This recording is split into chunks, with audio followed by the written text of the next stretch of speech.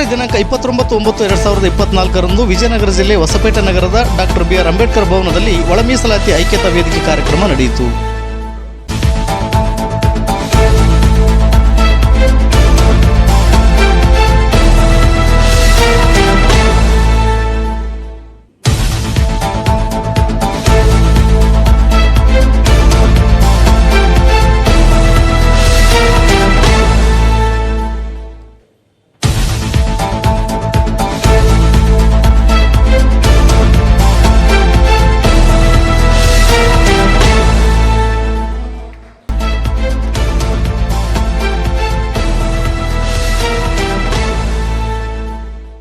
ಕಾರ್ಯಕ್ರಮಕ್ಕೆ ವಿಜಯನಗರ ಸೇರಿ ಚಿತ್ರದುರ್ಗ, ಬಳ್ಳಾರಿ, ಕೊಪ್ಪಳ, ರಾಯಚೂರು ಜಿಲ್ಲೆಗಳ ಒಳ ಮೀಸಲಾತಿ ಪರ ಇರುವಂತಹ ಹಲವಾರು ದಲಿತ ಪರ ಸಂಘಟನೆಯ ಪದಾಧಿಕಾರಿಗಳು ಭಾಗವಹಿಸಿದ್ದರು.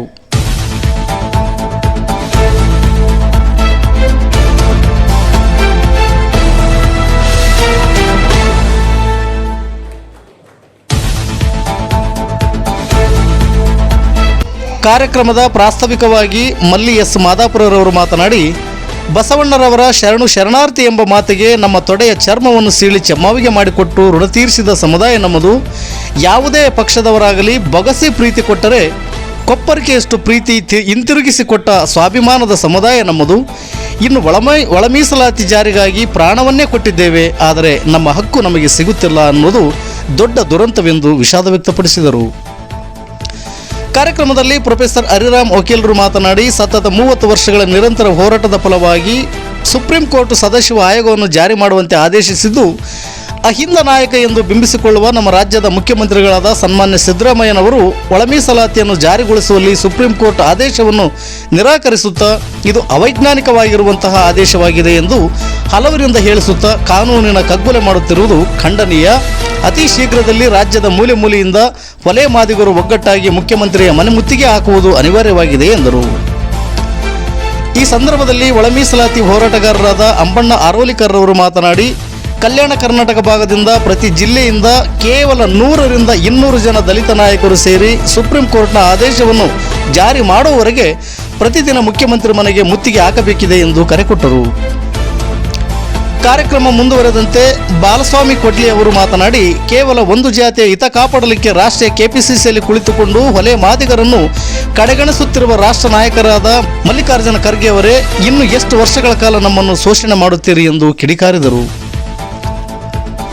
ಒಳ ಮೀಸಲಾತಿ ಐಕ್ಯತಾ ವೇದಿಕೆಯನ್ನು ಉದ್ದೇಶಿಸಿ ಸಂತೋಷ್ ಕೋಡಿಹಳ್ಳಿ ಅವರು ಮಾತನಾಡಿ, ಸಾಮಾಜಿಕ ನ್ಯಾಯದ ಹರಿಕಾರರೆಂದು ಬಿಂಬಿಸಿಕೊಳ್ಳುವ ಸಿದ್ದರಾಮಯ್ಯರವರೇ, ನಿಮಗೆ ಕಿಂಚಿತ್ತಾದರೂ ನಮ್ಮ ಸಮುದಾಯದ ಬಗ್ಗೆ ಕಳಕಳಿ ಇದ್ದರೆ ಈ ಕೂಡಲೇ ನೀವು ಸುಪ್ರೀಂ ಕೋರ್ಟಿನ ಆದೇಶದಂತೆ ಒಳ ಮೀಸಲಾತಿಯನ್ನು ಜಾರಿ ಮಾಡಿ ಮಾದಿಗ ಸಮುದಾಯದ ಋಣ ತೀರಿಸಿಕೊಳ್ಳಿ ಎಂದು ಆಗ್ರಹಿಸಿದರು. ಈ ಸಂದರ್ಭದಲ್ಲಿ ವಿಶೇಷ ಅತಿಥಿಗಳಾಗಿ ಆಗಮಿಸಿದಂಥ ಭಾಸ್ಕರ್ ಪ್ರಸಾದ್ ರವರು ಮಾತನಾಡಿ, ಒಳ ಮೀಸಲಾತಿಯು ಅವೈಜ್ಞಾನಿಕವಾಗಿದೆ ಎಂದು ಹೇಳುವ ನಿಮ್ಮ ಮನಸ್ಥಿತಿಗಳು ಅವೈಜ್ಞಾನಿಕವಾಗಿವೆ. ನೀವು ನಮ್ಮ ಸಮುದಾಯವನ್ನು ಇನ್ನೆಷ್ಟು ವರ್ಷಗಳ ಕಾಲ ಶೋಷಣೆ ಮಾಡುತ್ತೀರಿ, ಅದರ ಬದಲಾಗಿ ನಮ್ಮ ಸಮುದಾಯಕ್ಕೆ ಒಂದಿಷ್ಟು ವಿಷ ಕೊಟ್ಟು ಬಿಡಿ ಎಂದು ಕಿಡಿಕಾರಿದರು. ಕಾರ್ಯಕ್ರಮದಲ್ಲಿ ಚಿತ್ರದುರ್ಗ ಸೇರಿದಂತೆ ಬಳ್ಳಾರಿ, ವಿಜಯನಗರ, ಕೊಪ್ಪಳ, ರಾಯಚೂರು ಭಾಗದ ಒಳ ಮೀಸಲಾತಿ ಪರ ಇರುವಂತಹ ಸಂಘಟನೆಗಳ ಪದಾಧಿಕಾರಿಗಳು, ಕಾರ್ಯಕರ್ತರು ಉಪಸ್ಥಿತರಿದ್ದರು. ವರದಿಗಾರರು ಮಹೇಶ್ ಎ, ಇದು ಗರುಡ ನ್ಯೂಸ್. ನಾನು ಮಲ್ಲೇಶ್ ಕಮತೂರು.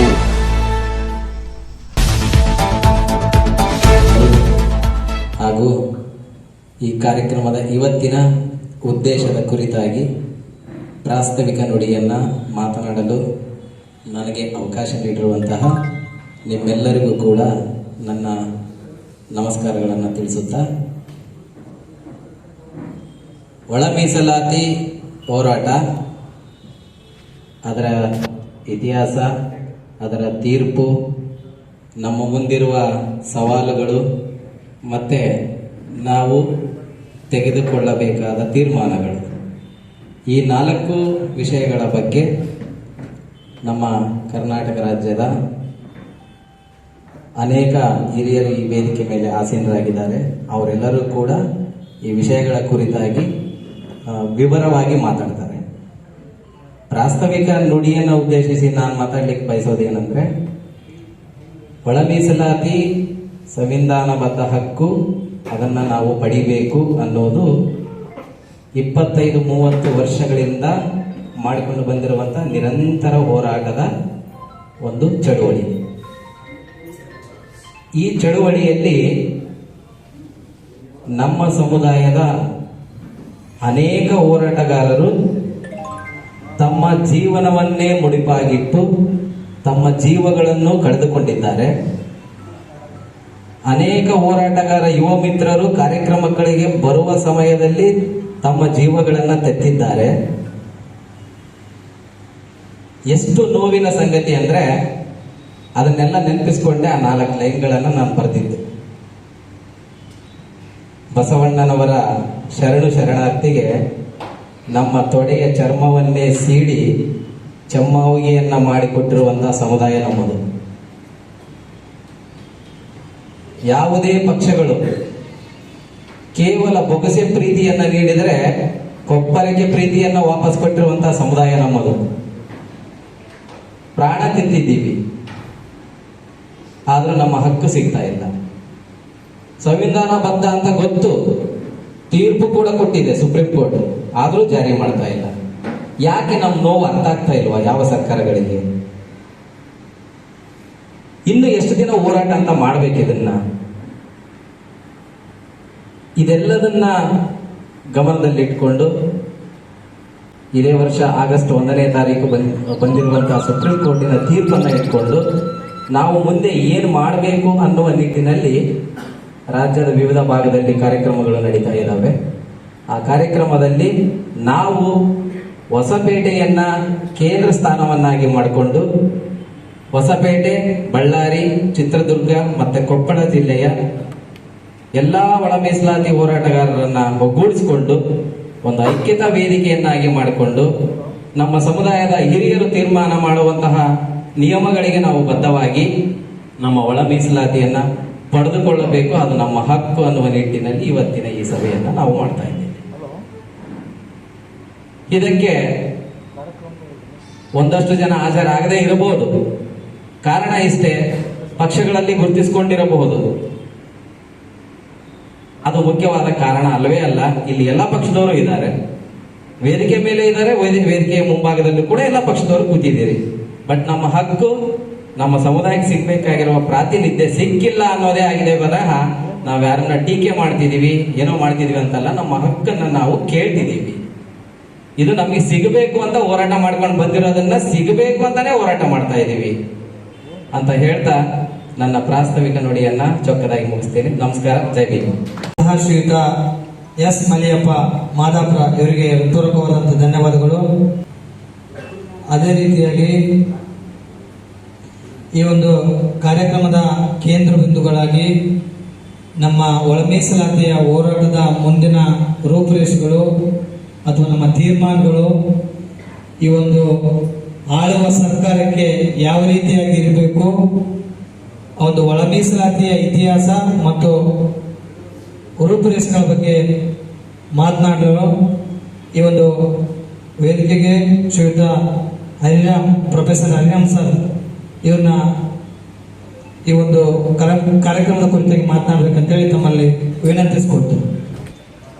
ಇವತ್ತು ಪ್ರಾರಂಭ ಆಗ್ತಾ ಇರತಕ್ಕಂಥದ್ದಲ್ಲ, ಇದು ಏನು ಆಗಸ್ಟ್ 1ನೇ ತಾರೀಕು ಸುಪ್ರೀಂ ಕೋರ್ಟ್ ತೀರ್ಪು ಬಂತು. ಅದರ ನಂತರ ವಿವಿಧ ಹಂತಗಳಲ್ಲಿ, ಅದರಲ್ಲೂ ಕೂಡ ಬಹಳ ಮುಖ್ಯವಾಗಿ ಇತ್ತೀಚೆಗೆ ಮಸ್ಕಿಯಲ್ಲಿ, ರಾಯಚೂರಿನ ಮಸ್ಕಿಯಲ್ಲಿ ದೊಡ್ಡ ಪ್ರಮಾಣದ ಒಂದು ಪ್ರತಿಭಟನಾ ಕಾರ್ಯಕ್ರಮದ ಮುಖಾಂತರ ಮತ್ತೆ ಜೊತೆಗೆ ಬೇರೆ ಬೇರೆ ಜಿಲ್ಲೆಗಳಲ್ಲಿ, ಬೇರೆ ಬೇರೆ ತಾಲೂಕುಗಳಲ್ಲಿ ಹಂತ ಹಂತವಾಗಿ ಒಳ ಮೀಸಲಾತಿಯ ಕುರಿತು ಅನೇಕ ಚರ್ಚೆಗಳು ಪ್ರಾರಂಭವಾಗಿದ್ದಾವೆ. ಅದರ ಭಾಗವಾಗಿಯೇ ಇವತ್ತು ಹೊಸಪೇಟೆಯಲ್ಲಿ, ಹೊಸಪೇಟೆ ಸುತ್ತಮುತ್ತಲಿರ್ತಕ್ಕಂಥ ಎಲ್ಲಾ ಜಿಲ್ಲೆಗಳಿಂದ ವಿವಿಧ ಸಂಘಟನೆಗಳು ಮತ್ತು ಸಮುದಾಯದ ಮುಖಂಡರು ಎಲ್ಲರನ್ನೂ ಕೂಡ ಕರೆಸಿ ನಾವು ಏನ್ ಮಾಡಬಹುದು, ಏನ್ ಮಾಡಬೇಕು, ಸರ್ಕಾರದ ಮೇಲೆ ನಾವು ಹೇಗೆ ಒತ್ತಡವನ್ನು ತರಬಹುದು ಮತ್ತು ಸರ್ಕಾರವನ್ನ ಒಳ ಮೀಸಲಾತಿ ಜಾರಿ ಮಾಡಬೇಕಾದ್ರೆ ನಾವು ಸರ್ಕಾರದ ಜೊತೆಗೆ ಹೇಗೆ ಅಥವಾ ಏನ್ ಮಾಡಬೇಕು ಅನ್ನೋದನ್ನ ಚರ್ಚೆ ಮಾಡಲಿಕ್ಕೆ ನಾವೆಲ್ಲರೂ ಕೂಡ ಇಲ್ಲಿ ಸೇರಿದ್ದೀವಿ. ಮತ್ತೆ ಒಳ ಮೀಸಲಾತಿಯ ಒಂದು ಹೋರಾಟ ನೆನ್ನೆ ಮೊನ್ನೆದಲ್ಲ, ನಮ್ಮೆಲ್ಲರಿಗೂ ಗೊತ್ತಿರತಕ್ಕಂಥದ್ದು. ಬಹಳ ಮುಖ್ಯವಾಗಿ ಕರ್ನಾಟಕ ರಾಜ್ಯದಲ್ಲಿ ಕಳೆದ 3 ದಶಕಗಳ ಕಾಲ, ಅಂದ್ರೆ 30 ವರ್ಷಗಳ ಕಾಲ ನಿರಂತರವಾಗಿ ಎಲ್ಲಾ ತರದ ಹೋರಾಟಗಳು ಅಂತ ಹೇಳಿದ್ರೆ ಕೇವಲ ಪ್ರತಿಭಟನೆ ಅಲ್ಲ. ಪ್ರತಿಭಟನೆ ಕೂಡ ಎಲ್ಲೋ ಒಂದು ಕೂತ್ಕೊಂಡು ಸರ್ಕಾರದ ವಿರುದ್ಧ ಘೋಷಣೆ ಕೂಗೋದು ಮಾತ್ರ ಅಲ್ಲದೆ, ಬಹುಶಃ ಒಂದು ರೀತಿ ಒಂದು ಸರ್ಕಾರದ ವಿರುದ್ಧವಾಗಿ ಅಥವಾ ನಮ್ಮ ಬೇಡಿಕೆ ಏನಾದರೂ ಇದ್ದಾಗ ಅದನ್ನ ಈಡೇರಿಸಿಕೊಳ್ಳೋದಕ್ಕೆ ನಾವು ಯಾವ ತರವಾಗಿ ಪ್ರಶ್ನೆ ಮಾಡಬಹುದು, ಯಾವ ತರವಾಗಿ ಸರ್ಕಾರಕ್ಕೆ ಕೇಳಬಹುದು, ಆ ಎಲ್ಲಾ ತರಹದ ಪ್ರತಿಭಟನೆಗಳನ್ನ, ಹೋರಾಟಗಳನ್ನ ಈ ಒಳ ಮೀಸಲಾತಿಯ ವಿಷಯವನ್ನು ಇಟ್ಕೊಂಡು ಮಾಡಿದ್ದಾರೆ. ಮತ್ತೆ ಈ ಇಡೀ ಪ್ರಕ್ರಿಯೆಯಲ್ಲಿ ಅನೇಕ ಯುವಕರು, ಹೋರಾಟಗಾರರು ಪ್ರಾಣವನ್ನು ಕೂಡ ಕಳ್ಕೊಂಡಿದ್ದಾರೆ. ಅನೇಕ ಜನ ತಮ್ಮ ಯೌವನವನ್ನ ಅಥವಾ ತಮ್ಮ ಆಯುಷ್ಯನ್ನು ಕೂಡ ಈ ಹೋರಾಟಕ್ಕೆ ಕಳ್ಕೊಂಡಿದ್ದಾರೆ. ನಿರಂತರವಾದಂತಹ ಹೋರಾಟ, ತ್ಯಾಗ, ಬಲಿದಾನದ ಮುಖಾಂತರ ಕೋರ್ಟ್ಗಳಿಗೆ ಒಂದು ರೀತಿಯಾಗಿ ಕೊನೆಗೆ ಕೋರ್ಟ್ಗೆ ಕನ್ವಿನ್ಸ್ ಮಾಡಿ ನಾವು ಪಡ್ಕೊಂಡಿರ್ತಕ್ಕಂಥ ಒಂದು ಹೋರಾಟ ಅಥವಾ ಒಂದು ಹಕ್ಕಿದು. ಹಾಗಾಗಿ ಇವತ್ತು ಕೋರ್ಟೇ ಇವತ್ತು ಹೇಳಿದೆ, ಯಾಕಂದ್ರೆ ನಮ್ಗೆಲ್ರಿಗೂ ಗೊತ್ತಿರತಕ್ಕಂಥದ್ದು, ಈ ಒಂದು ಒಳ ಮೀಸಲಾತಿ ಅನ್ನುವಂಥ ವಿಷಯ ಬಂದಾಗ ಈ ಒಳ ಮೀಸಲಾತಿ ಬೇಕಾ ಬೇಡ ಅನ್ನುವಂತ ಎರಡೂ ಚರ್ಚೆಗಳು, ಬೇಕು ಅನ್ನುವಂಥವ್ರು ಒಂದಿಷ್ಟು ಜನ, ಬೇಡ ಅನ್ನುವಂಥವ್ರು ಇನ್ನೊಂದಿಷ್ಟು ಜನ, ಸಂದರ್ಭದಲ್ಲಿ ನಾವು ಕೂಡ ಅನೇಕ ಲಾಜಿಕಲ್ ಆಗಿ, ಇಲ್ಲಾಜಿಕಲ್ ಆಗಿ ಎಲ್ಲವೂ ಕೂಡ ಮಾತಾಡಿದ್ವಿ. ಮತ್ತೆ ನಮ್ಮ ಸಮುದಾಯಗಳ ನಡುವೆ ಅಥವಾ ಸಮಾಜದೊಳಗೆ ಅಥವಾ ಸರ್ಕಾರದ ಮುಂದೆ ಒಳ ಮೀಸಲಾತಿ ಬೇಕು ಮತ್ತು ಬೇಡ ಅನ್ನುವಂಥ ಯಾವ್ಯಾವ ಪ್ರಶ್ನೆಗಳಿದ್ವು, ಯಾವ್ಯಾವ ಅನುಮಾನಗಳಿದ್ವು, ಈ ಎಲ್ಲ ಪ್ರಶ್ನೆಗಳನ್ನು, ಅನುಮಾನಗಳನ್ನು ಕೂಡ ಮಾನ್ಯ ಸುಪ್ರೀಂ ಕೋರ್ಟ್ ಮುಂದೆ ಆ ಒಂದು ಕೇಸಲ್ಲಿ ಇರ್ತಕ್ಕಂಥ ವ್ಯಕ್ತಿಗಳಾಗಿರ್ಬೋದು, ಸರ್ಕಾರ ಆಗಿರ್ಬೋದು, ಮತ್ತು ಅದರ ನಡುವೆ ಒಳ ಮೀಸಲಾತಿಯ ಪರ ಮತ್ತು ವಿರುದ್ಧವಾಗಿ ನಡೀತಾ ಇರತಕ್ಕಂಥ ಕೇಸ್ನೊಳಗೆ ಇಂಪ್ಲೀಡ್ ಆಗಿ ಅನೇಕ ವ್ಯಕ್ತಿಗಳು, ಸಂಘಟನೆಗಳು ಕೂಡ ನಮ್ಮ ನಡುವೆ ಇರುವಂಥ ಪ್ರಶ್ನೆಗಳು. ಯಾಕಂದರೆ ಒಳ ಮೀಸಲಾತಿಯ ಪರವಾಗಿ ನಾವು ಯಾಕೆ ಬೇಕು ಅಂತ ಕೇಳ್ತಾ ಇದೀವೋ, ಹಾಗೆ ಒಂದಿಷ್ಟು ಜನ ಯಾಕೆ ಬೇಡ ಅನ್ನೋದನ್ನು ಕೂಡ ಒಂದಿಷ್ಟು ಪ್ರಶ್ನೆಗಳನ್ನ ಇಟ್ಟಿದ್ರು. ಉದಾಹರಣೆಗೆ, ಈ ಒಳ ಮೀಸಲಾತಿ ಪ್ರಾರಂಭ ಆದಂಥ ಹೋರಾಟ ಪ್ರಾರಂಭ ಆದ ಸಂದರ್ಭದಲ್ಲಿ ಕರ್ನಾಟಕದಲ್ಲಿ ಪ್ರಾರಂಭದಲ್ಲಿ ಭಾಳ ಇದೇನೂ ಆಗಲ್ಲ, ಸುಮ್ಮನೆ ಏನೋ ಇದೊಂದು ಆಂಧ್ರದ ಇನ್ಫ್ಲುಯೆನ್ಸಿಂದ ಇಲ್ಲಿ ಮಾಡ್ತಾ ಇದ್ದಾರೆ ಅಂತ ತಿಳ್ಕೊಂಡಿದ್ದಂಥವ್ರು ಕ್ರಮೇಣ ಅದು ಒಂದು ರೀತಿ ಕಾವೇರ್ತಿದ್ದಾಗೆ, ಕ್ರಮೇಣ ಅದು ಒಂದು ಚಳುವಳಿಯಾಗಿ ಪರಿವರ್ತನೆ ಆಗ್ತಿದ್ದಂಗೆ ಇಲ್ಲಿ ಅನೇಕ ಜನ ಒಳ ಮೀಸಲಾತಿಯ ವಿರುದ್ಧವಾಗಿ ಒಂದಿಷ್ಟು ಆರ್ಗ್ಯುಮೆಂಟ್ಗಳನ್ನು, ಒಂದಿಷ್ಟು ತಮ್ಮದೇ ಆದಂಥ ನಿಲುವುಗಳನ್ನು ವ್ಯಕ್ತಪಡಿಸಲಿಕ್ಕೆ ಶುರು ಮಾಡಿದ್ರು. ಅದರಲ್ಲೂ ಕೂಡ ಸದಾಶಿವ ಆಯೋಗದ ವರದಿ ಏನು ತಯಾರಾಯಿತು, ಅದರ ನಂತರದ ದಿನಗಳಲ್ಲಿ, ನಾನು ಇಡೀ ಇತಿಹಾಸಕ್ಕೆ ಹೋಗೋದಿಲ್ಲ, ಯಾಕಂದರೆ ನಮ್ಮೆಲ್ಲರಿಗೂ ಗೊತ್ತಿರತಕ್ಕಂಥದ್ದು ಹೇಗೆ ಸದಾಶಿವ ಆಯೋಗ ರಚನೆ ಆಯಿತು, ಯಾವ ಕಾರಣಕ್ಕೆ ರಚನೆ ಆಯಿತು, ಹೇಗೆ ರಚನೆ ಆಯಿತು ಎಲ್ಲ ನಮಗೆಲ್ಲರೂ ಗೊತ್ತಿರ್ತಕ್ಕಂಥದ್ದೇ. ಏನೇ ಸದಾಶಿವ ವರದಿ ರಚನೆ ಆಯಿತು, ನಂತರ ಜಸ್ಟಿಸ್ ಸದಾಶಿವ ಅವರು ಕರ್ನಾಟಕದ ಎಲ್ಲ ಜಿಲ್ಲೆಗಳನ್ನು ಸುತ್ತಾಡಿ ಅಲ್ಲಿ ಅನೇಕ ಸಂಘಟನೆಗಳನ್ನು ಭೇಟಿ ಮಾಡಿ ಅವರ ಏನೇನು ಅಹವಾಲುಗಳಿದ್ದಾವೆ ಒಳ ಮೀಸಲಾತಿ ಸಂಬಂಧಪಟ್ಟಂತೆ ಅದೆಲ್ಲವನ್ನು ಕೂಡ ಅವರಿಂದ ತಗೊಂಡು, ಮತ್ತು ಸರ್ಕಾರದ ಬಳಿ ಇರತಕ್ಕಂಥ ಅಂಕಿಅಂಶಗಳನ್ನು ಮತ್ತು ಅವರು ಕಲೆ ಹಾಕದಂಥ ಅಂಕಿಅಂಶಗಳನ್ನು, ಅವರು ಕಲೆ ಹಾಕದಂಥ ಸತ್ಯಗಳನ್ನು ಮತ್ತು ಸರ್ಕಾರದ ಜೊತೆಗಿರ್ತಕ್ಕಂಥ ಒಂದಿಷ್ಟು ವಿಷಯಗಳನ್ನು ತಗೊಂಡು ಎಲ್ಲವನ್ನು ಕ್ರೋಢೀಕರಿಸಿ ಒಂದು ರಿಪೋರ್ಟನ್ನು ತಯಾರು ಮಾಡಿ ಅದನ್ನ ಸರ್ಕಾರಕ್ಕೆ ಕೊಡ್ತಾರೆ. ಆದರೆ ದುರಂತ, ಯಾವ ಸರ್ಕಾರ ಒಳ ಮೀಸಲಾತಿಯನ್ನು ಜಾರಿ ಮಾಡಬೇಕೋ ಬೇಡವೋ ಅಂತ ಅಧ್ಯಯನ ಮಾಡಲಿಕ್ಕೆ ಕೋಟ್ಯಾಂತರ ರೂಪಾಯಿ ಖರ್ಚು ಮಾಡಿ ಆಯೋಜನೆ ಮಾಡಿದಂಥ ಒಂದು ಆಯೋಗ ಒಂದು ವರದಿಯನ್ನು ಕೊಟ್ಟಂಥ ಸಂದರ್ಭದಲ್ಲಿ ಆ ವರದಿ ಕೋಟ್ಯಾಂತರ ರೂಪಾಯಿ ಖರ್ಚು ಮಾಡಿ ಶ್ರಮ ಹಾಕಿ ತಯಾರಿ ಮಾಡಿರ್ತಕ್ಕಂಥ ಒಂದು ವರದಿ, ಮತ್ತು ಲಕ್ಷಾಂತರ ಅಥವಾ ಹೇಳ್ಬೇಕಾದ್ರೆ ಒಂದು ಕೋಟಿಗಿಂತ ಹೆಚ್ಚು ಜನರ ಬದುಕನ್ನು ತೀರ್ಮಾನ ಮಾಡ್ತಕ್ಕಂಥ, ಅವರ ಬದುಕಿನ ಮೇಲೆ ಪ್ರಭಾವ ಬೀರ್ತಕ್ಕಂಥ ಒಂದು ಬಹಳ ಮಹತ್ತರವಾದಂಥ ಒಂದು ಆಯೋಗದ ವರದಿಯನ್ನು ಚರ್ಚೆ ಮಾಡೋದು ಒಂದು ಕಡೆ ಸಾರ್ವಜನಿಕ ವಲಯದಲ್ಲಿ ಮಾತಾಡೋದಿರಲಿ, ಬಹಳ ಮುಖ್ಯವಾಗಿ ಶಾಸನ ಸಭೆಯಲ್ಲಿ ಅದನ್ನು ಮಂಡಿಸಿ, ಶಾಸನ ಸಭೆಯಲ್ಲಿ ಅದರ ಬಗ್ಗೆ ಚರ್ಚೆ ಮಾಡಿ, ಜೊತೆಗೆ ಸಾರ್ವಜನಿಕರ ಅಭಿಪ್ರಾಯಗಳನ್ನು ತಗೊಂಡು ನಂತರ ಅದರೊಳಗೆ ಏನು ಸರಿಪಡಿಸ್ಕೋಬೇಕು, ಏನು ಸೇರಿಸ್ಬೇಕು, ಇದು ಯಾವುದನ್ನು ಮಾಡದೇ ಏಕಾಏಕಿ ಆ ವರದಿಯನ್ನು ಒಂದು ರೀತಿ ಫ್ರೀಸರಲ್ಲಿ ಅದನ್ನು ಫ್ರೀಸ್ ಮಾಡಿ ಇಟ್ಬಿಟ್ರು. ಅದು ವರದಿನೇ ಇಲ್ಲ ಅಥವಾ ತಯಾರಾಗಿಲ್ಲ ಅನ್ನೋ ನಿಟ್ಟಿನಲ್ಲಿ ಸೈಲೆಂಟ್ ಆಗಿಬಿಟ್ರು, ಅದನ್ನು ವರದಿನ ಮಂಡಿಸಲೇ ಇಲ್ಲ. ಆದರೆ ನಮ್ಗೆಲ್ರಿಗೂ ಗೊತ್ತಿದೆ, ಆ ಪ್ರಕ್ರಿಯೆಯೊಳಗೆ ಆ ವರದಿ ಒಂದಿಷ್ಟು ಮುಖ್ಯ ಅಂಶಗಳನ್ನು ಸ್ವತಃ ಜಸ್ಟಿಸ್ ಸದಾಶಿವ ಅವರೇ ಮಾಧ್ಯಮದ ಮುಖಾಂತರ ಹೇಳ್ಕೊತಾರೆ, ಈ ವರದಿಯಲ್ಲಿ ಈ ಥರ ಅಂಶಗಳಿದಾವೆ ಅಂತೇಳಿ. ಅದರ ನಂತರ ಆ ವರದಿ ಕೂಡ ಲೀಕ್ ಆಗುತ್ತೆ. ಆ ವರದಿ ಸಂಪೂರ್ಣ ವರದಿ ಲೀಕ್ ಆಗುತ್ತೆ. ಅದು ಬಹುಶಃ ನಾವೆಲ್ಲರೂ ಕೂಡ ಬಹಳಷ್ಟು ಜನರು ಆ ವರದಿಯನ್ನು ನೋಡಿದ್ದೀವಿ, ಓದಿದ್ದೀವಿ ಕೂಡ. ಆ ಇಡೀ ವರದಿ ಬಂದ ನಂತರ ನಮ್ಮ ನಡುವೆ ಹೊಸ ಹೊಸ ಪ್ರಶ್ನೆಗಳು, ಹೊಸ ಹೊಸ ಆರ್ಗ್ಯುಮೆಂಟ್ಗಳು, ಅಂದರೆ ಅದರ ವಿರುದ್ಧವಾಗಿ ಶುರುವಾಗ್ತದೆ. ಒಳ ಮೀಸಲಾತಿ ಯಾಕೆ ಬೇಡ, ಒಳ ಮೀಸಲಾತಿ ಕೊಡೋದ್ರಿಂದ ಏನಾಗುತ್ತೆ ಅನ್ನುವಂಥ ಹೊಸ ಹೊಸ ಸಮಸ್ಯೆಗಳನ್ನು ಅಥವಾ ಅದರ ವಿರುದ್ಧವಾದಂಥ ಒಂದು ನಿಲುವುಗಳನ್ನು ವ್ಯಕ್ತಪಡಿಸಲಿಕ್ಕೆ ಶುರು ಮಾಡ್ತಾರೆ. ಅದರೊಳಗೆ ಬಹಳ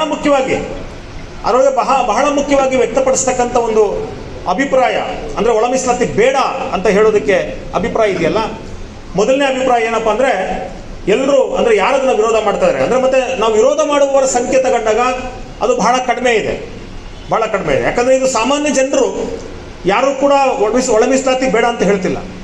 ಆದರೆ ಒಂದಿಷ್ಟು ವ್ಯಕ್ತಿಗಳು ಯಾರು ಮೀಸಲಾತಿಯಿಂದ ಲಾಭ ಪಡ್ಕೊಳ್ಳೋದಕ್ಕೆ ಸಾಧ್ಯ ಆಗಿದೆ, ಆ ಮೀಸಲಾತಿಯನ್ನು ಮತ್ತೆ ನಮ್ಮ ಮಕ್ಕಳಿಗೆ ಮಾತ್ರ ಸಿಗಬೇಕು ಅಥವಾ ನಮ್ಮ ಸಂಬಂಧಿಕರಿಗೆ ಮಾತ್ರ ಸಿಗಬೇಕು, ಇದನ್ನು ಬೇರೆ ಯಾರಿಗೂ ಸಿಗಬಾರ್ದು ಅನ್ನುವಂಥ ಮನಸ್ಥಿತಿ ಇರ್ತಕ್ಕಂಥ ಮತ್ತು ಅಸಂವಿಧಾನವಾಗಿರ್ತಕ್ಕಂಥ ಆಲೋಚನೆ ಇರ್ತಕ್ಕಂಥವ್ರು ಮತ್ತು ಬಾಬಾ ಸಾಹೇಬ್ ಅಂಬೇಡ್ಕರ್ರ ವಿರೋಧವಾಗಿರ್ತಕ್ಕಂಥ ಮನಸ್ಥಿತಿಗಳಿರ್ತಕ್ಕಂಥವ್ರು ಇದಾರಲ್ಲ, ಇವರು ನಾವು ಅಂಬೇಡ್ಕರ್ವಾದಿಗಳು, ನಾವು ಸಂವಿಧಾನವಾದಿಗಳಂತ ಹೇಳ್ಕೊಂಡೆ ಈ ಒಳ ಮೀಸಲಾತಿಯನ್ನು ವಿರೋಧ ಮಾಡಲಿಕ್ಕೆ ಒಂದು ರೀತಿಯಾದಂಥ ಅಪ್ರಸ್ತುತ, ಅಪ್ರಬುದ್ಧವಾಗಿರ್ತಕ್ಕಂಥ ಮತ್ತು ಸುಳ್ಳುಗಳನ್ನು, ಅಪಪ್ರಚಾರಗಳನ್ನು ಒಳಗೊಂಡಿರ್ತಕ್ಕಂಥ ಒಂದಿಷ್ಟು ವಾದಗಳನ್ನು ಮಂಡಿಸ್ತಾರೆ.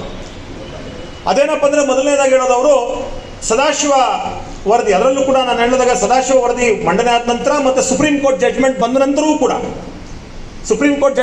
ನಂತರವೂ ಕೂಡ ಒಳ ಮೀಸಲಾತಿಯನ್ನು ಇನ್ನೂ ಜಾರಿ ಮಾಡಬಾರ್ದು. ಯಾಕೆ ಅಂತ ಹೇಳ್ತಾ ಇದ್ದಾರೆ, ಮೊದಲನೇದಾಗಿ ಅವ್ರು ಹೇಳುವಂಥದ್ದು ಇದು ಅವೈಜ್ಞಾನಿಕ. ಈ ಸದಾಶಿವ ವರದಿ ಇದೆಯಲ್ಲ, ಅಥವಾ ಒಳ ಮೀಸಲಾತಿ ಅನ್ನೋದೇ ಅವೈಜ್ಞಾನಿಕ. ಮತ್ತು ಒಳ ಮೀಸಲಾತಿಯನ್ನು ಜಾರಿ ಮಾಡಬೇಕಾದ್ರೆ ನಿಮ್ಮ ಹತ್ರ ಒಂದಿಷ್ಟು ಅಂಕಿಅಂಶಗಳಿರಬೇಕು, ಸತ್ಯಗಳಿರಬೇಕು, ವಾಸ್ತವತೆ ಇರಬೇಕು. ಹಾಗಾಗಿ ಅದ್ಯಾವುದೂ ಕೂಡ ನಮ್ಮಲ್ಲಿ ಇನ್ನೂ ಸಂಪೂರ್ಣವಾಗಿ, ಪರಿಪೂರ್ಣವಾಗಿ ಪ್ರಸ್ತುತವಾಗಿರ್ತಕ್ಕಂಥ ಅಂಕಿಅಂಶಗಳು ಯಾವುದೂ ಇಲ್ಲ. ಸದಾಶಿವ ವರದಿಯನ್ನು ತಗೊಳ್ಳೋದಾದ್ರೆ ಇದು ಹಳೆ ವರದಿ, ಇದು 15-20 ವರ್ಷಗಳ ಹಿಂದೆ ಇರ್ತಕ್ಕಂಥ ಅಂಕಿಅಂಶಗಳನ್ನು ತಗೊಂಡಿರ್ತಕ್ಕಂಥದ್ದು. ಈಗ ಬಹಳಷ್ಟು ಬದಲಾಗಿದೆ. ಹಾಗಾಗಿ ಬದಲಾಗಿರ್ತಕ್ಕಂಥ ಸನ್ನಿವೇಶದಲ್ಲಿ, ಬದಲಾಗಿರುವ ಪರಿಸ್ಥಿತಿಯಲ್ಲಿ ನಾವು ಇದನ್ನು ಜಾರಿ ಮಾಡಲಿಕ್ಕಾಗಲ್ಲ. ಹಾಗಾಗಿ ಇದು ಅವೈಜ್ಞಾನಿಕವಾಗಿರೋದ್ರಿಂದ ಇನ್ನೊಂದು ಸರ್ವೆ ಆಗಲಿ, ಇನ್ನೊಂದು ಆಯೋಗ ಆಗಲಿ, ಅಥವಾ ನೆಕ್ಸ್ಟ್ ಸೆನ್ಸಸ್ ಆಗಲಿ ಅಂತ ಹೇಳಿ ಒಂದು ರೀತಿ ನಾನು ಮೊದಲೇ ಹೇಳಿದಾಗ ಅಪ್ರಬುದ್ಧವಾದಂಥ, ಅಪ್ರಸ್ತುತವಾದಂಥ ಒಂದು ವಾದವನ್ನು ಮಂಡಿಸ್ತಾ ಇದ್ದಾರೆ. ನಾನು ಯಾಕೆ ಇದನ್ನು ಅಪ್ರಬುದ್ಧ ಮತ್ತು ಅಪ್ರಸ್ತುತ ಅಂತ ಹೇಳ್ತೀನಿ ಅಂದರೆ, ಈಗ ಸದಾಶಿವ ವರದಿಯನ್ನು ನೀವು ಅನ್ಸೈಂಟಿಫಿಕ್ ಅಂತ ಹೇಳ್ತೀರಿ, ಅವೈಜ್ಞಾನಿಕ ಅಂತ ಹೇಳ್ತೀರಿ, ಒಪ್ಕೊಳ್ಳೋಣ. ನೀವು ಹೇಳುವಂಥ ಮಾತಿಗೆ ನೀವು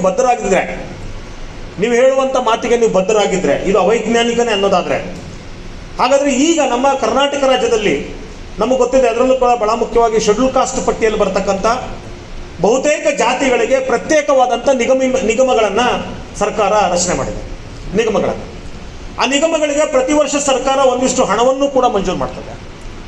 ಆ ಹಣದ ಎಷ್ಟು ಹಣ ಇದೆ ಅದರ ಮೇಲೆ ಸರ್ಕಾರ ಪ್ರತಿ ವರ್ಷ ಒಂದಿಷ್ಟು ಕಾರ್ಯಕ್ರಮಗಳನ್ನು, ಯೋಜನೆಗಳನ್ನು ಕೂಡ ರೂಪಿಸ್ತದೆ.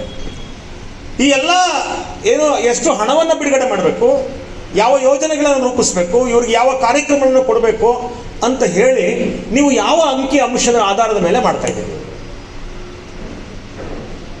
ಈ ಯೋಜನೆಗಳನ್ನು? ಅದ್ರ ಜೊತೆಗೆ ನಿಗಮಗಳನ್ನು ಬಿಟ್ಟು ಬೇರೆ ಯೋಜನೆಗಳನ್ನು ಕೂಡ ಯಾವ ಆಧಾರದ ಮೇಲೆ ಮಾಡ್ತಾ ಇದ್ದೀರಿ? ನೀವು ಇದನ್ನು ನೋಡಿದಾಗ, ಅಧ್ಯಯನ ಮಾಡಿದಾಗ, ಇವರು ಕೊಡ್ತಾ ಇರುವಂಥದ್ದು ಎಲ್ಲವೂ ಕೂಡ ಯಾವ ಸದಾಶಿವ ವರದಿ, ಯಾವ ವರದಿಗಳನ್ನು, ಯಾವ ಅಂಕಿ ಅಂಶಗಳನ್ನು ಈ ಸದಾಶಿವ ತಗೊಂಡಿದ್ದಾರಲ್ಲ ಅದೇ ಆಧಾರದ ಮೇಲೆ ನೀವು ಮಾಡ್ತಾ ಇರ್ತಕ್ಕಂಥದ್ದು. ಹಾಗಾದರೆ ನೀವು ಸದಾಶಿವ ವರದಿ ಅವೈಜ್ಞಾನಿಕ ಅನ್ನೋದಾದರೆ, ಹಾಗಾದರೆ ನಿಗಮಗಳಿಗೆ ಮಾಡ್ತಾ ಇರ್ತಕ್ಕಂಥ ಯೋಜನೆಗಳು, ಅಲ್ಲಿ ಬರ್ತಾ ಇರ್ತಕ್ಕಂಥ ದುಡ್ಡು, ಇದೆಲ್ಲವೂ ಅವೈಜ್ಞಾನಿಕ. ಹಾಗಾದರೆ ಅವೆಲ್ಲವನ್ನು ರದ್ದುಪಡಿಸಿ ಅಂತ ಕೇಳಬೇಕು ನೀವು. ಆದರೆ ದುಡ್ಡು ಕೊಡಬೇಕಾದ್ರೆ ಅವೈಜ್ಞಾನಿಕ ಅಲ್ಲ, ಯೋಜನೆಗಳನ್ನು ರೂಪಿಸಬೇಕಾದ್ರೆ ಅವೈಜ್ಞಾನಿಕ ಅಲ್ಲ, ಆದರೆ ಒಳ ಮೀಸಲಾತಿಯನ್ನು ಕೊಡಬೇಕಾದ್ರೆ ಮಾತ್ರ ಅವೈಜ್ಞಾನಿಕ ಅಂತ ಹೇಳ್ತೀರಂದ್ರೆ ನಿಮಗೆ ಸದಾಶಿವ ವರದಿ ಮತ್ತು ಅಲ್ಲಿರ್ತಕ್ಕಂಥ ಅಂಕಿಅಂಶಗಳು ವೈಜ್ಞಾನಿಕವಾಗಿದೆ ಅನ್ನೋದು ಗೊತ್ತು ನಿಮಗೆ. ಆದರೆ ನಿಮಗೆ ಆ ಒಳ ಮೀಸಲಾತಿ ಜಾರಿ ಮಾಡೋದು ಇಷ್ಟ ಇಲ್ದಿರೋ ಕಾರಣಕ್ಕೆ ನೀವು ಅವೈಜ್ಞಾನಿಕವಾಗಿರೋದಕ್ಕೆ, ನೀವು ಅನ್ಸೈಂಟಿಫಿಕ್ ಆಗಿರೋದಕ್ಕೆ ವರದಿಯನ್ನೇ ಅನ್ಸೈಂಟಿಫಿಕ್ ಆಗಿ ಅಂತ ಹೇಳ್ತಾ ಇದ್ದೀರಿ ಅಂತೇಳಿ ನಾವು ಅವ್ರನ್ನ ಪ್ರಶ್ನೆ ಮಾಡಬೇಕಾಗ್ತದೆ. ಯಾಕಂತ ಹೇಳಿದ್ರೆ ನಾನು ಹೇಳಿದ್ನಲ್ಲ, ಇದು ತಪ್ಪಾದರೆ ಅದು ತಪ್ಪಾಗಬೇಕು. ವರದಿ ತಪ್ಪಾಗುತ್ತೆ, ಸದಾಶಿವ ವರದಿ ಸರಿ ಇಲ್ಲ ಅನ್ನೋದಾದರೆ ಅಲ್ಲಿ ಬಳಸಿರುವ ಅಂಕಿಅಂಶಗಳ ಆಧಾರದ ಮೇಲೆ ಸರ್ಕಾರ ಮಾಡುವ ಎಲ್ಲ ಯೋಜನೆಗಳು, ನೀತಿಗಳು ಅವು ತಪ್ಪೆ. ಹಾಗಾದ್ರೆ ಅವನ್ನ ನಿಲ್ಲಿಸ್ಬೇಕು, ಅದನ್ನು ಪ್ರಶ್ನೆ ಮಾಡಬೇಕು. ಇಲ್ಲ, ಯಾಕೆಂದರೆ ಮತ್ತೆ ನೀವು ಅವೈಜ್ಞಾನಿಕ ಅಂತ ಹೇಗೆ ಕರಿತೀರಿ? ಜಗತ್ತಿನಲ್ಲಿ ಯಾವುದೇ ವರದಿಗಳು, ಯಾವುದೇ ಸೆನ್ಸಸ್ ಇರ್ಬೋದು, ಯಾವುದೇ ಸ್ಟಡಿ ಇರ್ಬೋದು, 100% ಆ್ಯಕ್ಯುರಸಿ ಮಾಡಲಿಕ್ಕೆ ಸಾಧ್ಯನೇ ಇಲ್ಲ. 100% ಆ್ಯಕ್ಯುರೇಟಾಗಿ ಸ್ಟಡಿ ಮಾಡಲಿಕ್ಕೆ ಸಾಧ್ಯನೇ ಇಲ್ಲ. ಆದರೆ ಈ ಸದಾಶಿವ ವರದಿ ನೋಡಿದಾಗ ನೀವು ಅವರೇ ಹೇಳ್ತಾರೆ, ಸುಮಾರು 92 ಲಕ್ಷ ಹೆಡ್ ಕೌಂಟ್, ಅಂದರೆ 92 ಲಕ್ಷ ವ್ಯಕ್ತಿಗಳನ್ನು ಭೇಟಿ ಮಾಡಿ ನಾನು ಮಾಹಿತಿಯನ್ನು ತಗೊಂಡಿದ್ದೀನಿ. ನಾನು ವರದಿಯನ್ನು ಓದಿ ಹೇಳ್ತಾ ಇರೋದು. ಅದರಲ್ಲಿ 92 ಲಕ್ಷ ಜನಸಂಖ್ಯೆ ಇದೆಯಲ್ಲ, ಅಂದರೆ ಜನರಿದಾರಲ್ಲ, ನಮ್ಮ ಒಟ್ಟು ಶೆಡ್ಯೂಲ್ ಕಾಸ್ಟ್ ಪಾಪ್ಯುಲೇಷನ್ ಇರೋದು 1,20,00,000. ಅದರಲ್ಲಿ 92 ಲಕ್ಷ ಅಂದರೆ ಇಟ್ ಈಸ್ ಮೋರ್ ದೆನ್ 80%, 85, ಅದು ಆಲ್ಮೋಸ್ಟ್ 90%. ಮತ್ತು ಅದು ವರದಿ ನೋಡಿದಾಗ ನಮ್ಗೆ ಆಶ್ಚರ್ಯ ಆಗುತ್ತೆ. ಅವರು ಸುಮ್ಮನೆ ಹೇಳ್ತಾ ಇಲ್ಲ ಅಂತ ನಮ್ಗೆ ಅರ್ಥ ಆಗುತ್ತೆ. ಯಾಕಂದರೆ ಅಲ್ಲಿ ಪ್ರತಿಯೊಂದನ್ನು ದಾಖಲಿಸಿದ್ದಾರೆ. ಒಟ್ಟು ಜನಸಂಖ್ಯೆ ಎಷ್ಟಿದೆ, ಯಾವ್ಯಾವ ಜಾತಿಗಳ ಜನಸಂಖ್ಯೆ ಎಷ್ಟಿದೆ, ಅದರಲ್ಲಿ ಓದಿರೋಂಥವ್ರು ಎಷ್ಟು ಜನ ಇದ್ದಾರೆ, ಓದ್ತಾ ಇರೋರು ಎಷ್ಟು ಜನ ಇದ್ದಾರೆ, ಏರ್ ಎಜುಕೇಷನ್ ಎಷ್ಟು ಜನ ಪಡ್ಕೊಂಡಿದ್ದಾರೆ, ಎಷ್ಟು ಜನಕ್ಕೆ ಉದ್ಯೋಗಗಳಿದ್ದಾವೆ, ಯಾವ್ಯಾವ ಉದ್ಯೋಗಗಳಿದ್ದಾವೆ, ವ್ಯಾಪಾರ ಎಷ್ಟು ಜನ ಮಾಡ್ತಾರೆ, ಅವ್ರು ವಾಸ ಮಾಡೋ ಮನೆಗಳು ಹೇಗಿದ್ದಾವೆ, ಎಷ್ಟು ಅಂಗವಿಕಲರಿದ್ದಾರೆ, ಯಾವ್ಯಾವ ಜಾತಿಯಲ್ಲಿ ಎಷ್ಟೆಷ್ಟು ಅಂಗವಿಕಲರಿದ್ದಾರೆ, ಮತ್ತು ಅಂಗವಿಕಲರಲ್ಲೂ ಕೂಡ ಯಾವ್ಯಾವ ರೀತಿಯಾದಂಥ ಅಂಗವಿಕಲರಿದ್ದಾರೆ ನೋಡಿ. ಎಷ್ಟು ಮೈನ್ಯೂಟ್ ಡೀಟೇಲ್ಸನ್ನು ಕೂಡ ಕಲೆಕ್ಟ್ ಮಾಡಿ ಒಂದು ರಿಪೋರ್ಟನ್ನು ತಯಾರು ಮಾಡ್ತಾರೆ. ಅಂದರೆ ಇದು ನಿಜವಾಗ್ಲೂ ಹೇಳಬೇಕಾದ್ರೆ ಇದು 100% ಅಲ್ಲದೆ ಇದ್ರೂ 90% ಸೈಂಟಿಫಿಕ್ ಆಗಿ ತಯಾರು ಮಾಡಿರ್ತಕ್ಕಂಥ ವರದಿಯನ್ನು ನೀವು ಅನ್ಸೈಂಟಿಫಿಕ್ ಅಂತ ಕರಿತೀರಲ್ಲ, ನನಗನ್ನಿಸ್ತಕ್ಕಂಥದ್ದು ವರದಿ ಅನ್ಸೈಂಟಿಫಿಕ್ ಅಲ್ಲ, ನಿಮ್ಮ ಆಲೋಚನೆ ಅನ್ಸೈಂಟಿಫಿಕ್ ಆಗಿದೆ, ನಿಮ್ಮ ಆಲೋಚನೆ ಅವೈಜ್ಞಾನಿಕವಾಗಿದೆ. ಯಾಕಂದರೆ ನಿಮಗೆ ಯಾವುದೇ ಒಂದು ಹಕ್ಕು ಎಲ್ರಿಗೂ ಸಿಗಬೇಕು ಅನ್ನುವಂಥ ಮನಸ್ಥಿತಿ ಇಲ್ಲ. ಸಂವಿಧಾನದ ಮೂಲ ಆಶಯವೇ ಸರ್ವರಿಗೂ ಸಮಪಾಲು, ಸರ್ವರಿಗೂ ಸಮಪಾಡು. ಮತ್ತು ಶೆಡ್ಯೂಲ್ ಕಾಸ್ಟ್ ಅನ್ನುವಂಥದ್ದು ಈಗ ಇದೇ ವಾದವನ್ನು ಸುಪ್ರೀಂ ಕೋರ್ಟಲ್ಲೂ ಮಂಡಿಸ್ತಾರೆ. ಏನು ಚಿನ್ನಯ್ಯ ಪ್ರಕರಣದಲ್ಲಿ ಅಲ್ಲೂ ಕೂಡ ಇದೇ ವಾದವನ್ನು ಮಂಡಿಸಿರೋದು. ಅದರ ಆಧಾರದ ಮೇಲೆ ಚಿನ್ನಯ್ಯ ಪ್ರಕರಣದಲ್ಲಿ ಶೆಡ್ಯೂಲ್ ಕಾಸ್ಟ್ ಒಂದು ಹೋಮೋಜಿನಿಯಸ್ ಗ್ರೂಪ್, ಅಂದರೆ ಒಂದು ಗುಂಪು ಅದು ಅಂತ ಹೇಳಿದ ಪರಿಣಾಮವಾಗಿ ಅಲ್ಲಿ ಒಳ ಮೀಸಲಾತಿ ಕೊಡಬಾರದು ಅಂತೇಳಿ ಇದಕ್ಕಿಂತ ಹಿಂದೆ ಆಂಧ್ರ ಪ್ರದೇಶದಲ್ಲಿ ಕೊಟ್ಟಂಥ ಒಳ ಮೀಸಲಾತಿಯನ್ನು ಹೊಡೆದಾಕ್ತಾರೆ. ಅದರ ನಂತರ ಅದು ಆಧಾರದ ಮೇಲೆ ಪಂಜಾಬು, ಹರಿಯಾಣ ಎಲ್ಲ ಕಡೆ ಈ ಒಳ ಮೀಸಲಾತಿಯನ್ನು ರದ್ದುಪಡಿಸಲಾಗ್ತದೆ. ಅಂದರೆ ಕೊಟ್ಟಿರುವಂಥ ಒಳ ಮೀಸಲಾತಿಯನ್ನು ರದ್ದುಪಡಿಸ್ತಾರೆ. ಆದರೆ ಅದನ್ನು ಮತ್ತೆ ಸುಪ್ರೀಂ ಕೋರ್ಟ್ಗೆ ಹೋದಾಗ ಅದರ ನಂತರ ಮತ್ತೆ ಇಲ್ಲ, ಇದು ಇ.ವಿ. ಚಿನ್ನಯ್ಯವರ ಒಂದು ಜಡ್ಜ್ಮೆಂಟನ್ನು ನಾವು ಮತ್ತೆ ಪರಿಶೀಲಿಸಬೇಕಾಗ್ತದೆ, ಮರುಪರಿಶೀಲನೆ ಮಾಡಬೇಕಾದ ಅಂತ ಹೇಳಿದಾಗ ಏನು ಇವತ್ತು ಮೊನ್ನೆ ರೀಸೆಂಟಾಗಿ ಕೊಟ್ಟಂಥ 7 ಸದಸ್ಯರ ಬೆಂಚ್ ಇದೆಯಲ್ಲ, ಅಲ್ಲಿ ಸ್ಪಷ್ಟವಾಗಿ ಹೇಳ್ತಾರೆ ಅವರು, ಶೆಡ್ಯೂಲ್ ಕಾಸ್ಟ್ ಅನ್ನೋದು ಒಂದು ಗುಂಪು ಅಲ್ಲ, ಅದು ಒಂದೇ ಥರದ ಹೋಮೋಜಿನಿಯಸ್ ಗುಂಪಲ್ಲ ಅದು. ಯಾಕಂದರೆ ನಾವು ಇನ್ನೊಂದು ಅರ್ಥ ಮಾಡ್ಕೋಬೇಕು, ಯಾಕೆ ಒಂದು ಥರದ ಗುಂಪಲ್ಲ ಅಂತೇಳಿ. ಇವು ಬೇಸಿಕ್, ನನಗನ್ಸುತ್ತೆ ಸುಪ್ರೀಂ ಕೋರ್ಟಲ್ಲಿ ಚರ್ಚೆ ಮಾಡಿ ತೀರ್ಮಾನ ತೆಗೆದುಕೊಳ್ಳಬಹುದಾದಂಥ ವಿಷಯನೇ ಅಲ್ಲ ಇದು ಕಾಮನ್ ಸೆನ್ಸ್. ಯಾಕಂದರೆ ನಾವು ಭಾಳ ಜನ, ನಾವು ಕೂಡ ನಮ್ಮಲ್ಲೂ ಕೂಡ ಒಂದು ಅಂಥದ್ದು ಮಿಸ್ಇನ್ಫಾರ್ಮೇಷನ್ ಇದೆ. ಏನಪ್ಪ ಅಂದರೆ ಶೆಡ್ಯೂಲ್ ಕಾಸ್ಟ್ ಅಂದರೆ ಏನು ಅಂತ ನಾವು ಭಾಳ ಜನ ಏನು ಭಾವಿಸಿದ್ವಿ ಅಂದರೆ, ಪರಿಶಿಷ್ಟ ಜಾತಿ ಅಥವಾ ಶೆಡ್ಯೂಲ್ ಕಾಸ್ಟ್ ಅಂತ ಹೇಳಿದ್ರೆ ಶೆಡ್ಯೂಲ್ಡ್ ಕಾಸ್ಟ್ ಅಂದ್ರೇ ಒಂದು ಜಾತಿ ಅಂತ ಭಾವಿಸ್ಬಿಟ್ಟಿದ್ದೀವಿ. ಪರಿಶಿಷ್ಟ ಜಾತಿ ಅಂದ್ರೇ ಒಂದು ಜಾತಿ ಅಂತ ಭಾವಿಸ್ಬಿಟ್ಟಿದ್ದೀವಿ. ನಾವು ಹೇಳ್ತೀವಲ್ಲ, ಯಾವ ಜಾತಿ ನೀವು ಅಂತ ನಾವು ಶೆಡ್ಯೂಲ್ ಕಾಸ್ಟ್ ಅಂತೀವಿ. ಅಂದರೆ ನಾನೇನು ಅಂದ್ಕೊಂಡಿದ್ದೀನಿ ಅಂದರೆ ಶೆಡ್ಯೂಲ್ ಕಾಸ್ಟ್ ಅಂದ್ರೇ ಜಾತಿ ಅಂತ, ಶೆಡ್ಯೂಲ್ ಕಾಸ್ಟ್ ಅನ್ನೋದೇ ಒಂದು ಜಾತಿ ಅಂತ ನಾವು ಭಾವಿಸ್ಬಿಟ್ಟಿದ್ದೀವಿ. ಸಮಾಜನೂ ಹಾಗೆ ಭಾವಿಸ್ತಾರೆ. ಆದರೆ ನಾವೆಲ್ಲರೂ ಅರ್ಥ ಮಾಡ್ಕೋಬೇಕು, ಶೆಡ್ಯೂಲ್ ಕಾಸ್ಟ್ ಅನ್ನೋದು ಜಾತಿ ಅಲ್ಲ. ಶೆಡ್ಯೂಲ್ಡ್ ಕಾಸ್ಟ್ ಅಂದರೆ ಅದು ಜಾತಿಗಳ ಪಟ್ಟಿ ಅಂತ. ಯಾವ ಜಾತಿಗಳ ಪಟ್ಟಿ? ಅಫ್ಕೋರ್ಸ್ ಕಾನ್ಸ್ಟಿಟ್ಯೂಷನ್ನ 341ನೇ ಆರ್ಟಿಕಲಲ್ಲಿ ಬರ್ತಕ್ಕಂಥ, ಯಾವ ಆಧಾರದ ಮೇಲೆ?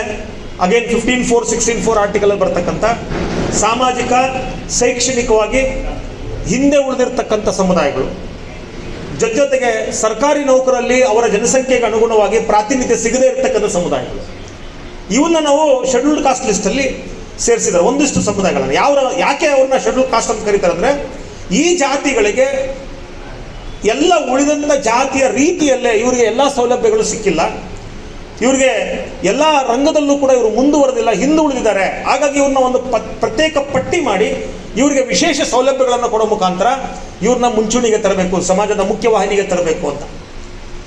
ಇವತ್ತು ಉದಾಹರಣೆಗೆ ಕರ್ನಾಟಕದ 101 ಜಾತಿಗಳು ಶೆಡ್ಯೂಲ್ ಕಾಸ್ಟ್ ಪಟ್ಟಿಯಲ್ಲಿ ಬರ್ತದೆ. ಪ್ರಾರಂಭದಲ್ಲಿ ಕೆಲವು ಬೆರಳೆಣಿಕೆ ಅಷ್ಟು ಇದ್ದಂಥ ಜಾತಿಗಳು ನಂತರದ ಕಾಲಕ್ರಮೇಣದಲ್ಲಿ ಸರ್ಕಾರಗಳ ರಾಜಕೀಯ ಉಪಯೋಗಕ್ಕಾಗಿ, ವೋಟ್ ಬ್ಯಾಂಕಿನ ರಾಜಕಾರಣಕ್ಕಾಗಿ ಅನೇಕ ಜಾತಿಗಳನ್ನು ಆ ಪರಿಶಿಷ್ಟ ಜಾತಿಗಳ ಒಂದು ಏನು ಆ ಇಂಗ್ರೀಡಿಯೆಂಟ್ಸ್ನೇ ಒಳಗೊಳ್ಳದಂಥ ಅನೇಕ ಸಮುದಾಯಗಳನ್ನು ಇಲ್ಲಿ ಸೇರಿಸ್ತಾರೆ. ಹಾಗಾಗಿ ಇವತ್ತು ಅದು 101 ಆಗಿದೆ. ನಾಳೆ ಅದು 200 ಆದರೂ ಆಶ್ಚರ್ಯ ಇಲ್ಲ, 200 ಆದರೂ ಆಶ್ಚರ್ಯ ಇಲ್ಲ. ಮತ್ತು ಶೆಡ್ಯೂಲ್ ಕಾಸ್ಟಲ್ಲಿ ಉದಾಹರಣೆಗೆ ಇವತ್ತು ನಾವು ಬ್ರಾಹ್ಮಣರನ್ನ, ಲಿಂಗಾಯತರನ್ನ, ಒಕ್ಕಲಿಗರನ್ನ ಇವ್ರನ್ನಾರು ನಾವು ಶೆಡ್ಯೂಲ್ ಕಾಸ್ಟ್ ಅಂತ ಕರೆಯಲ್ಲ ಇವ್ರನ್ನ. ಆದರೆ ನಾಳೆ ಬಹುಶಃ ಏನಾದರೂ ಇನ್ನೊಂದಿಷ್ಟು ವರ್ಷಗಳಿಗೆ, ಇನ್ನೊಂದಿಷ್ಟು ಸಮಯದ ನಂತರ, ಉದಾಹರಣೆಗೆ ಬ್ರಾಹ್ಮಣರನ್ನೇ ತಗೊಳ್ಳಿ, ಬ್ರಾಹ್ಮಣರೇ ಏನಾದರೂ ಆರ್ಟಿಕಲ್ 15(4) ಮತ್ತು 16(4) ಡೆಫಿನೇಷನ್ ಒಳಗೆ ಬಂದರೆ, ಅಂದರೆ ಸಾಮಾಜಿಕವಾಗಿ ಶೈಕ್ಷಣಿಕವಾಗಿ ಹಿಂದುಳಿದ್ರೆ ಮತ್ತು ಉದ್ಯೋಗದಲ್ಲಿ 16(4) ಪ್ರಕಾರ ಉದ್ಯೋಗದಲ್ಲಿ ಸರಿಯಾದಂಥ ಪ್ರಾತಿನಿಧ್ಯ ಸಿಗದೇ ಇದ್ದರೆ, ಬ್ರಾಹ್ಮಣರನ್ನು ಕೂಡ, ಅಂದರೆ ಬ್ರಾಹ್ಮಣರಲ್ಲಿ ಬರ್ತಕ್ಕಂಥ ಅನೇಕ ಜಾತಿಗಳಿದ್ರೆ ಯಾವುದೇ ಜಾತಿ ಆಗಿರೋ ಆ ಜಾತಿಯನ್ನು ಕೂಡ ನೀವು ಶೆಡ್ಯೂಲ್ ಕಾಸ್ಟ್ ಪಟ್ಟಿಯಲ್ಲಿ ಸೇರಿಸ್ಬೋದು. ಗೌಡರು ಕೂಡ ನಾಳೆ ಏನಾದರೂ ಈ 15(4), 16(4) ಡೆಫಿನೇಷನ್ ಒಳಗೆ ಬಂದರು ಅಂದರೆ ಅವರನ್ನು ಕೂಡ ಶೆಡ್ಯೂಲ್ ಕಾಸ್ಟ್ ಲಿಸ್ಟಲ್ಲಿ ಸೇರಿಸ್ಬೋದು. ಅಂದರೆ ಶೆಡ್ಯೂಲ್ ಕಾಸ್ಟ್ ಲಿಸ್ಟು ಯಾರು ಬೇಕಾದರೂ ಆಗ್ಬೋದು. ಮತ್ತು ಯಾವಾಗ ನೀವು 15(4), 16(4) ಕ್ರೈಟೀರಿಯಾ ನೀವು ಫುಲ್ಫಿಲ್ ಆಗುತ್ತೆ ಆವಾಗ ನಿಮ್ಮ ಶೆಡ್ಯೂಲ್ ಕಾಸ್ಟ್ ಲಿಸ್ಟಲ್ಲಿ ತೆಗಿಲೂಬೋದು. ಅದರ ದುರಂತ ಈ ದೇಶದಲ್ಲಿ ಇಲ್ಲಿವರೆಗೂ ಕೂಡ ಯಾವ ಜಾತಿಯನ್ನು ಆ ಲಿಸ್ಟಿನ ತೆಗೆದಿಲ್ಲ, ಆದರೆ ಆ್ಯಡ್ ಮಾಡ್ತಾ ಇರೋದು ಜಾಸ್ತಿ ಆಗಿದೆ. ಹಾಗಾಗಿ ಶೆಡ್ಯೂಲ್ ಕಾಸ್ಟ್ ಅನ್ನೋದು ಒಂದು ಹೊಮೋಜಿನಿಯಸ್ ಗುಂಪಲ್ಲ, ಇದು ಬೇರೆ ಬೇರೆ ಗುಂಪುಗಳು. ಜೊತೆಗೆ ಇಲ್ಲಿ ಎಲ್ಲ ಜಾತಿಗಳು ಕೂಡ ಒಂದೇ ಸಮಾನವಾಗಿ ಸಮಾಜದಲ್ಲಿರ್ತಕ್ಕಂಥ ಎಲ್ಲ ಅವಕಾಶಗಳನ್ನು ಬಳಸ್ಕೊಳ್ಳೋದಕ್ಕೆ ಸಾಧ್ಯತೆ ಆಗಿಲ್ಲ. ಎಲ್ಲ ಸಮುದಾಯಗಳು ಸಮಾನವಾಗಿ ಅವಕಾಶಗಳನ್ನು ಬಳಸ್ಕೊಳ್ಳೋದಕ್ಕೆ ಸಾಧ್ಯ ಆಗಿಲ್ಲ. ಶೆಡ್ಯೂಲ್ ಕಾಸ್ಟ್ ಲಿಸ್ಟಲ್ಲಿ ಇರ್ತಕ್ಕಂಥವರು ಕೂಡ ಬಳಸ್ಕೊಳ್ಳೋಕ್ಕಾಗಿಲ್ಲ. ಹಾಗಾಗಿ ಇವರು ಒಂದೇ ಥರದ ಗುಂಪು ಅಲ್ಲ, ಇವರು ವಿಭಿನ್ನ ಜಾತಿಗಳನ್ನು ಒಳಗೊಂಡಂಥ ಗುಂಪು. ಒಂದೊಂದು ಜಾತಿಯ ಒಂದೊಂದು ಡಿಗ್ರಿಯಲ್ಲಿ ಮುಂದಿದೆ, ಹಿಂದಿದೆ. ಹಾಗಾಗಿ ಇವರು ಹೋಮೋಜಿನಿಯಸ್ ಅಲ್ಲ, ಹೆಟ್ರೋಜಿನಿಯಸ್ ಅಂತೇಳಿ, ಇದು ಸೈಂಟಿಫಿಕ್ ಆಗಿ ಇರತಕ್ಕಂಥದ್ದು ಅಂತೇಳಿ ಕೋರ್ಟೇ ಒಪ್ಕೊಂಡಿದೆ. ಅದರಂತೆಯೇ ಏನು ಸದಾಶಿವ ಅವರ ವರದಿ ಇದೆಯಲ್ಲ, ಆ ವರದಿ ಅದನ್ನೇ ರಿಫ್ಲೆಕ್ಟ್ ಮಾಡುತ್ತೆ. ಹಾಗಾಗಿ ನೀವು ಇದು ಅವೈಜ್ಞಾನಿಕ ಅನ್ನುವಂಥದ್ದು ಇದೆಯಲ್ಲ, ಅದು ಕೂಡ ಅವೈಜ್ಞಾನಿಕವಾದಂಥ ವಾದ. ಹಾಗಾಗಿ ಇದು ವೈಜ್ಞಾನಿಕವಾಗಿದೆ. ಇದನ್ನು ಜಾರಿ ಮಾಡೋ ಮುಖಾಂತರ 101 ಜಾತಿ, ಮತ್ತು ಬಹಳ ಮುಖ್ಯವಾಗಿ ಬಹುಶಃ ನಾವು ಒಳ ಮೀಸಲಾತಿ ಹೋರಾಟಗಾರರೇ ಇದಕ್ಕೊಂದಿಷ್ಟು ಕೊಡುಗೆ ಕೊಟ್ಟಿದ್ದೀವಿ. ಏನಪ್ಪ ಅಂದರೆ, ಒಳ ಮೀಸಲಾತಿ ಅಂದರೆ ಕೇವಲ ಇದು ಮಾದಿಗರಿಗೆ ಸಂಬಂಧಪಟ್ಟಂಥದ್ದು. ಒಳ ಮೀಸಲಾತಿ ಜಾರಿ ಆದರೆ ಮಾದಿಗರು ಮಾತ್ರ ಲಾಭ ಆಗುತ್ತೆ ಅಂತ ನಾವು ಕೂಡ ತಪ್ಪು ಮಾಹಿತಿಯನ್ನು ಸಮಾಜಕ್ಕೆ ರವಾನೆ ಮಾಡಿದ್ದೀವಿ. ಇವತ್ತು ಅದನ್ನೇ ಅವರು ಬಂಡವಾಳ ಮಾಡ್ಕೊಂಡ್ಬಿಟ್ಟಿದ್ದಾರೆ. ಆದರೆ ನಾವು ಅರ್ಥ ಮಾಡ್ಕೋಬೇಕಾಗಿರೋದು, ಸದಾಶಿವ ವರದಿಯಲ್ಲಿ ನೀವು ಹೋದ್ರಿ, ಅದರಲ್ಲಿ ಎಲ್ಲೂ ಕೂಡ ಇದು ಇಂಥ ಜಾತಿಗೆ ಲಾಭ ಆಗುತ್ತೆ, ಇಂಥ ಜಾತಿಗೆ ನಷ್ಟ ಆಗುತ್ತೆ ಅಂತ ಎಲ್ಲೂ ಹೇಳಲ್ಲ. ಅದು ಹೇಳುವಂಥದ್ದು ಏನಪ್ಪ ಅಂದರೆ, ಶೆಡ್ಯೂಲ್ ಕಾಸ್ಟ್ ಪಟ್ಟಿಲ 101 ಜಾತಿಗಳಿಗೂ ಅವರವರ ಜನಸಂಖ್ಯೆಗೆ ಅನುಗುಣವಾಗಿ ಅವರವರ ಹಕ್ಕು ಪಡ್ಕೊಳ್ಳೋದೇ ಒಳ ಮೀಸಲಾತಿ ಅಂತ ಹೇಳ್ತಾರೆ. ಅಂದರೆ ಒಳ ಮೀಸಲಾತಿ 101 ಜಾತಿಗಳ ಹಕ್ಕನ್ನು ಪಡ್ಕೊಳ್ಳುವಂಥ ಒಂದು ಪ್ರಕ್ರಿಯೆ. ಒಳ ಮೀಸಲಾತಿಯ ಮುಖಾಂತರ ಎಲ್ಲ ಜಾತಿಗಳಿಗೂ ಅವರವರ ಹಕ್ಕುಗಳನ್ನು ಕೊಡಿಸುವಂಥದ್ದು. ಹಾಗಾಗಿ ಇದು ಒಂದು ಜಾತಿಗೆ ಸಂಬಂಧಪಟ್ಟಿದ್ದಲ್ಲ, ಇದು ಎಲ್ಲ ಜಾತಿಗಳಿಗೂ ಸಂಬಂಧಪಟ್ಟಿದ್ದು. ಇದೆಲ್ಲ ಜಾತಿಗಳಿಗೂ ಹಕ್ಕುಗಳನ್ನು ಕೊಡಿಸುವಂಥದ್ದು. ಹೇಗೆ ಮೀಸಲಾತಿ ಕೇವಲ ಒಂದು ಜಾತಿಗೆ ಅಲ್ಲವೋ, ಹಾಗೆ ಒಳ ಮೀಸಲಾತಿಯೂ ಕೂಡ ಅಷ್ಟೇ ಒಂದು ಜಾತಿಗೆ ಅಲ್ಲ. ಅದು ಶೆಡ್ಯೂಲ್ ಕಾಸ್ಟ್ ಪಟ್ಟಿಯಲ್ಲಿ ಬರ್ತಕ್ಕಂಥ ಎಲ್ರಿಗೂ. ಮತ್ತು ನನ್ನನ್ನು ಕೇಳಿದ್ರೆ ನೀವು ಇದನ್ನು ಶೆಡ್ಯೂಲ್ ಟ್ರೈಬ್ಸ್ಗೂ ಕೂಡ ಇದನ್ನು ಎಕ್ಸ್ಟೆಂಡ್ ಮಾಡಬೇಕು. ಯಾಕಂದ್ರೆ ಅಲ್ಲೂ ಕೂಡ ಕೇವಲ 1-2 ಜಾತಿಗಳು ಎಲ್ಲವನ್ನು ಕಬಳಿಸ್ತಾ ಇದೆ. ಅನೇಕ ಜಾತಿಗಳಲ್ಲಿ ಅವರಿಗೆ ಲಾಭ ಸಿಗ್ತಾ ಇಲ್ಲ ಅಲ್ಲಿ. ಹಾಗಾಗಿ ಅಲ್ಲೂ ಕೂಡ ಎಕ್ಸ್ಟೆಂಡ್ ಆಗಬೇಕಿದೆ. ಹಾಗೆ ಇದು ಹೋಗ್ತದೆ, ಮುಂದುವರಿತದೆ. ಇದು ಆಲ್ರೆಡಿ OBC ಲಿಸ್ಟಲ್ಲಿದೆ. ಇನ್ನು ಇವ್ರು ಹೇಳುವಂಥ ಎರಡನೇ ವಾದ ಏನಪ್ಪ ಅಂದರೆ, ಇದು ಭಾಳ ಒಂದು ರೀತಿ ತಮಾಷೆ ತರುವಂಥ ವಾದ, ಭಾಳ ಆಶ್ಚರ್ಯಕರವಾಗಿರ್ತಕ್ಕಂಥ ವಾದ. ಏನಪ್ಪ ಅಂದರೆ, ಒಳ ಮೀಸಲಾತಿ ಜಾರಿ ಆಗಿಬಿಟ್ರೆ ಈ ಶೆಡ್ಯೂಲ್ ಕಾಸ್ಟ್ ಪಟ್ಟಿಯಲ್ಲಿರ್ತಕ್ಕಂಥ ಸ್ಪರ್ಶ ಜಾತಿಗಳನ್ನು ಪಟ್ಟಿಯಿಂದ ಆಚೆ ಹಾಕ್ಬಿಡ್ತಾರೆ. ಈ ವಾದ ಒಂದಿಷ್ಟು ಜಾತಿಗಳಿಗೆ ಎಷ್ಟು ಆತಂಕ ತಂದುಬಿಟ್ಟಿದೆ ಅಂದರೆ, ಪಾಪ ಅವರು ವರದಿ ಓದಿಲ್ಲ, ವರದಿ ಬಗ್ಗೆ ಗೊತ್ತಿಲ್ಲ, ಒಳ ಮೀಸಲಾತಿ ಅಂದರೆ ಏನಂತ ಗೊತ್ತಿಲ್ಲ. ಇವತ್ತು ಅವರು ಕೂಡ ಬೀದಿಯಲ್ಲಿ ನಿಂತು ಒಳ ಮೀಸಲಾತಿ ಬೇಡ ಅಂತ ಮಾತಾಡ್ತಾರೆ.